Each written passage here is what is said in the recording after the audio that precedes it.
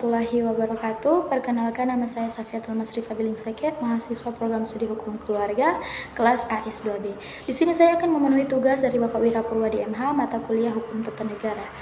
Dalam video ini saya akan menjelaskan beberapa hal penting dalam sistem ketatanegaraan Indonesia, yaitu asas-asas hukum tata negara, division of power, dan separation of power, fungsi lembaga negara, hierarki peraturan perundang-undangan, serta jenis-jenis pengadilan di Indonesia.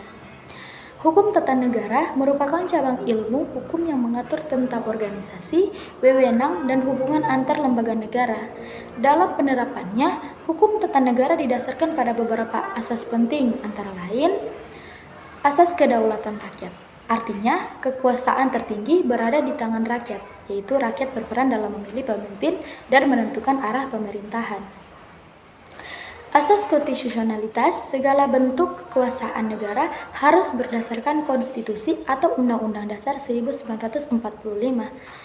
Asal legalitas, semua tindakan penyelenggaraan negara harus sesuai dengan hukum dan peraturan perundang-undangan yang berlaku. Asas pemisahan dan pembagian kekuasaan, kekuasaan negara tidak boleh terpusat pada satu lembaga saja, tetapi harus dipisahkan atau dibagi menjadi beberapa fungsi. Asas check and balances, setiap lembaga negara memiliki mekanisme saling mengawasi dan mengimbangi agar tidak ada yang menyalahgunakan kekuasaan. Asas-asas inilah yang menjadi dasar dalam membangun sistem pemerintahan yang demokratis dan adil di Indonesia. Setelah memahami asasnya, mari kita masuk ke dalam konsep utama, yaitu division of power dan separation of power. Division of power atau pembagian kekuasaan merupakan pembagian kekuasaan berdasarkan fungsi tertentu dalam pemerintahan, yaitu legislatif yang membuat undang-undang, eksekutif yang melaksanakan undang-undang, yudikatif yang mengawasi dan menegakkan hukum. Sedangkan separation of power atau pemisahan kekuasaan adalah konsep yang lebih ketat di mana masing-masing kekuasaan dipisahkan secara tegas dan tidak boleh saling mencampuri. Konsep ini sering diterapkan di negara seperti Amerika Serikat.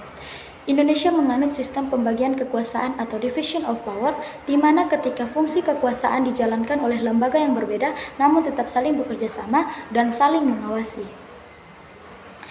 Dan fungsi dari lembaga-lembaga negara berdasarkan pembagian kekuasaan, yaitu legislatif yang ada di dalamnya DPR yang bertugas menyusun dan menetapkan undang-undang serta mengawasi jalannya pemerintahan.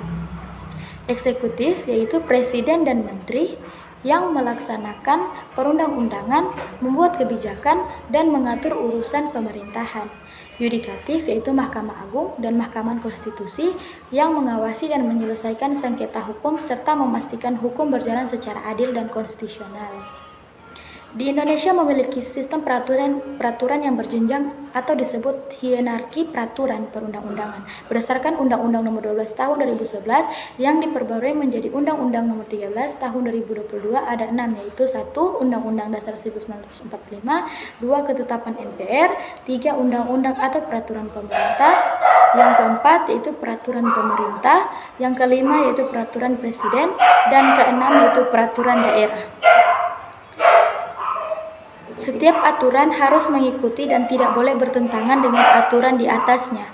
Adapun sistem peradilan di Indonesia terbagi menjadi beberapa jenis, yaitu peradilan umum yang mengadili perkara pidana dan perdata umum, dan peradilan agama menyelesaikan perkara perdata umat Islam seperti pernikahan, perceraian, dan waris.